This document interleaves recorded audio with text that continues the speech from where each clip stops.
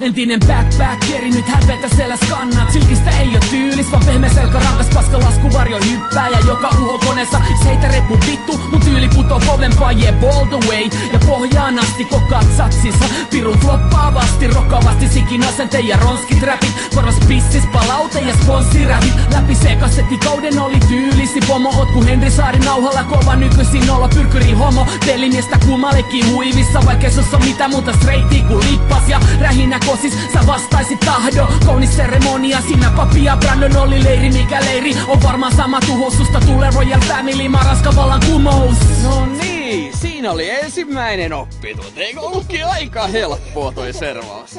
Servataanko lisää? Jaa. Kyllä, kuka servattais? Olisiko seremoniamestari, eli Sere nykyisin? Olisiko siinä hyvä? No niin, no laitetaan servate. Sere näytät kun oisit päässyt riparilta vasta. Ei suomiheksi tee edes sikaria, parta harva karva. Naamas ei miehisyyttä vittu hoida. Ei niin kauan kun pukeudut ku pikku poika. Tai itket kun nämä hekseleet edes paukuttelet. Et voi auttaa mäki auttaa, niillä on väärät vaikutimet, väärät tekijät. Et arvokkaksi työtä laskea.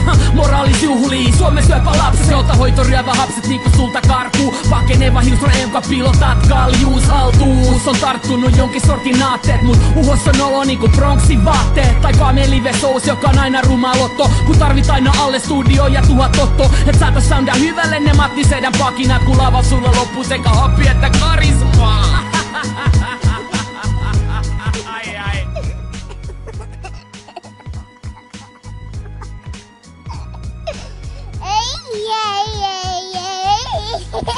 No niin, eikö ollutkin kivaa? Ja Sere sai todellakin kuulla kunniansa. Kyllä vain.